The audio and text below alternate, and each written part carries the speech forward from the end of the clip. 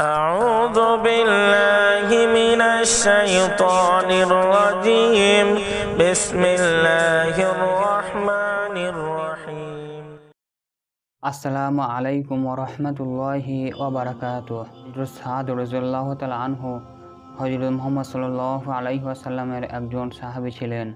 তিনি ছিলেন খুবই গরীব এবং খুবই কালো ও কুৎসিত এবং মুখের মধ্যে ছিল বসন্তের দাগ। একদিন সাদ রাদিয়াল্লাহু তাআলা আনহু রাসূল সাল্লাল্লাহু আলাইহি ওয়াসাল্লাম দরবারে বসে কাঁদছিলেন। হুজুর পাক সাল্লাল্লাহু আলাইহি ওয়াসাল্লাম তাকে কান্না করার কারণ জিজ্ঞাসা করলেন। জবাবে সাদ রাদিয়াল্লাহু তাআলা আনহু বলতে শুরু করলেন, ইয়া রাসূলুল্লাহ সাল্লাল্লাহু আলাইহি ওয়াসাল্লাম, আমি আপনার হাতে কালিমা পড়ে মুসলমান হয়েছি 8 মাস হলো। এই 8 মাস আমি মদিনার অলিতে গলিতে কত জায়গায় ঘুরলাম বিয়ের জন্য, কিন্তু আমি দেখতে অসুন্দর বলে কেউ আমাকে মেয়ে দেয় না। আমি আপনার সকল সুন্নত পালন করতে পারলেও আপনার একটি সুন্নাত বিয়ে, যা আমি এখনও পালন করতে পারিনি। তাই আমি ভয়ে কান্না করছি, যদি এই সুন্নত না মানার জন্য আল্লাহ আমাকে জান্নাত হতে বঞ্চিত করেন। রাসূল সাল্লাল্লাহু আলাইহি ওয়াসাল্লাম সাদ রাদিয়াল্লাহু তাআলা আনহুকে বললেন, এই মদিনার সবথেকে ধনী লোক আমন ইবনে ওহাবের মেয়ে, মদিনার সবথেকে সুন্দরী মেয়ের সাথে আমি রাসূল তোমাকে বিয়ে দিব।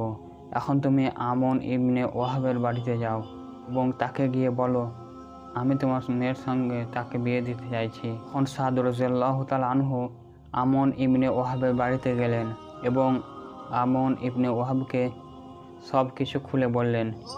তখন সাদ রাদিয়াল্লাহু তাআলা আনহুর এই কথা শুনে আমন ইবনে ওহাব রাগান্বিত হয়ে তার সঙ্গে খারাপ আচরণ করে বাড়ি থেকে বের করে দিলেন। এদিক থেকে আমন ইবনে ওহাবের মেয়ে ঘরের ভিতর থেকে সব শুনতে পেলেন। যখন আমন ইবনে ওহাব ঘরে ঢুকলেন, তার মেয়ে তাকে জিজ্ঞাসা করলো, বাবা, তোমাকে এত বড় সাহস কে দিল যে রাসূলের কথা অমান্য করলেন? আল্লাহ রাসূল আমার জন্য যে ছেলেকে পছন্দ করেছেন, আমিও তাকে স্বামী হিসেবে মেনে নিলাম।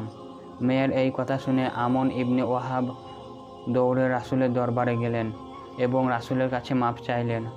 প্রিয় নবীজি সাল্লাল্লাহু আলাইহি ওয়াসাল্লাম তাকে মাফ করে দিলেন আর সাদ রাদিয়াল্লাহু তাআলা আনহুকে বিয়ে দেওয়ার জন্য 600 দিরহাম ধার্য করলেন এবং বললেন, এখন তুমি তোমার স্ত্রীর কাছে যাও। কিন্তু সাদ রাদিয়াল্লাহু তাআলা আনহু এত গরীব ছিলেন, তার পক্ষে 600 দিরহাম জোগাড় করা সম্ভব ছিল না।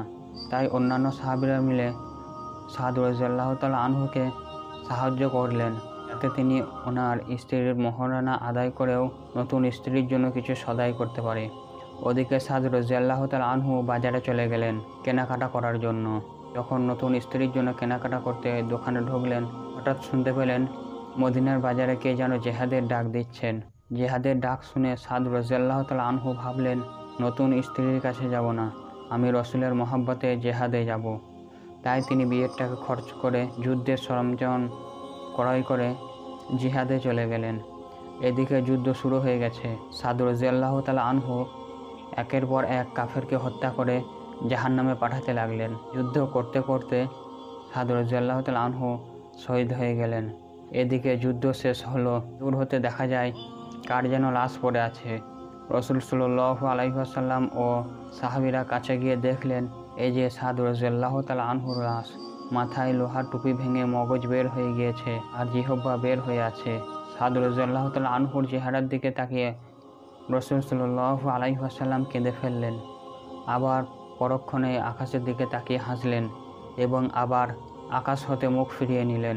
একজন যুবক সাহাবী রাসূল সাল্লাল্লাহু আলাইহি ওয়াসাল্লামকে এর কারণ জিজ্ঞাসা করলেন। রাসূল সাল্লাল্লাহু আলাইহি ওয়াসাল্লাম তখন বললেন, সাদ রাদিয়াল্লাহু তাআলা আনহু তখন যায়নি, আমার মহব্বতে শহীদ হয়ে গেল। তাই স্নেহের কারণে আমার চোখ হতে পানি ঝরে পড়ল আর আকাশের দিকে তাকিয়ে হাসলাম, কারণ আল্লাহ সাদকে খুব সুন্দর একটি মাকাম দান করেছেন। আর চোখ ফিরিয়ে নেওয়ার কারণ হলো সাদ শহীদ হয়েছেন, আকাশের সব দরজা খুলে গিয়েছে এবং বেহেশত থেকে হুর ছুটে আসছে যে কার আগে কে সাদকে কোলে নিবে। তার কারণে হুরদের সামনের পর্দা সরে যাচ্ছিল, যা দেখে আমি রাসূল লজ্জায় চোখ ফিরিয়ে নিলাম।